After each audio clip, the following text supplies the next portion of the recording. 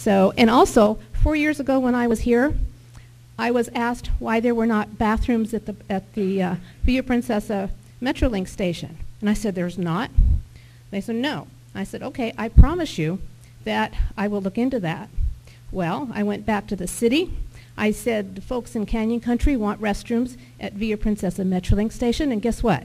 You now have regular, real, honest-to-goodness restrooms.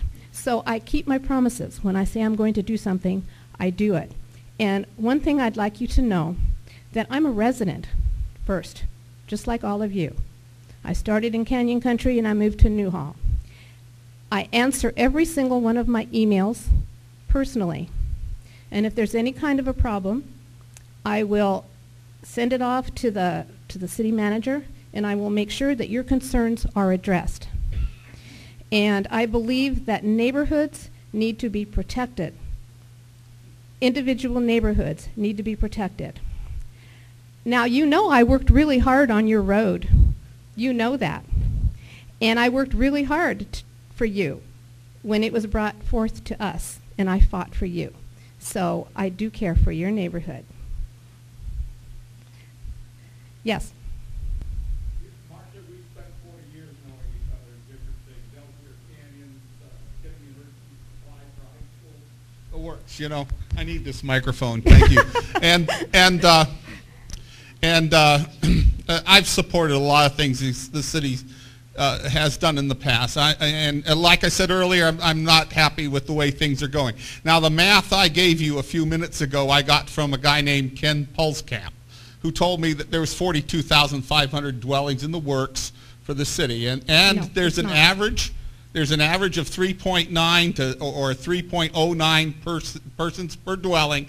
And doing that math, my calculator comes out to the 120 to 160,000 people I spoke of. Now let's just say, just for given, I'm right. Would you still support the way One Valley, One Vision is going, knowing those numbers are right? If I'm wrong, I could, you know, we can talk about it. But if those figures are right, are you still going to support this One Valley, One Vision plan as it's being planned now? Thank you. Well, if those figures were right, I would have a problem with it. However, as I stated to you, I believe that's just a little bit over what is actually true. The figures I got are from the planning of One Valley, One Vision, and they don't show anything near that. As a matter of fact, they show a reduction by about 20,000 units in the county. Now, the city is not going to be having 42,000 units. I know that some candidates bandy that about. Don't forget, there's 7,000 in the county. I mean, there's 7,000 in the city. There's 35,000 in the county. Those two are two separate figures. The cities, the growth in this area has been about 11% in the city and 89% in the county. And what we have as a city have to do is we have to protect our city to make sure that anything built outside of our city gives good attention to our infrastructure, because too many times what happens outside of the city, as you well know, it impacts our neighborhoods and our roads. I have been an avid advocate for maintaining our quality of life here, and I will continue to do that. And as I said, I'm a resident just like you are, and I want the best for my children and my grandchildren, and I intend to make sure that that happens for all of us. Yes?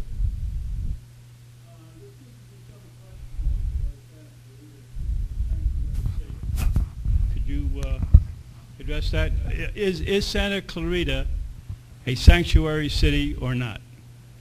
I don't believe Santa Clarita is a sanctuary city.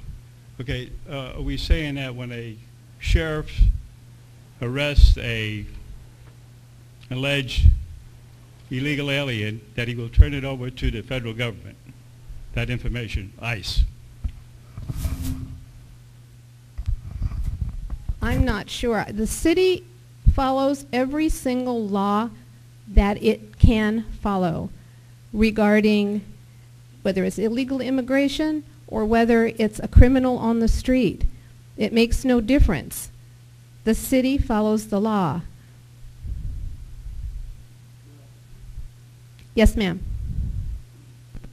I have a question. Recently, in the last 6 months, Soledad was paved between Sand Canyon and Sierra Highway with the funds from the American Recovery. How was it determined that that road needed to be paved? To me, it didn't seem like it did, but who made that decision? I believe that all roads are looked at for whatever they may need to have happen, whether there could be improvements to curbs for disabilities to make it more accessible for those with disabilities, whether some of the curbs are falling into disrepair, whether there's cracks in the road or potholes in the road, and they're given a priority. And when funding becomes available, those are the roads that are taken care of first. I hope that answers your question. Yes. Hey, Marsha. Hi. You call the over $800 cutback a way to balance the budget. Some call it a deficit. Because there has to be a cut, there must be a shortage. What do you personally plan, on cutting, and what effect will that have on the residents? When the city goes over its budget and it has programs that it can possibly cut back on, that's what it does. There are capital projects that the city would like to put forward right now that may have been funded in the past budget, but since we have to cut the budget, that project will be put on hold. There's many, many ways to be able to come up with the money that is necessary, and we had a study session on the budget. I believe that you can go online and you can take a look at, I don't know if you can at this point or not, but I would certainly like to find out for you, to find out where the cuts are planned. I know that the different departments are asked to cut back. We have a hiring freeze, and so we are not going to be hiring anyone new, which we're about 30 short right now. We're not laying anyone off. Everyone's just tightening their belt, and we're not going to get to do all the fun things that we've done in the past because we have to figure out how to cut spending. There is not a deficit. I will say that again. We have to cut spending, but there is no deficit. Yes.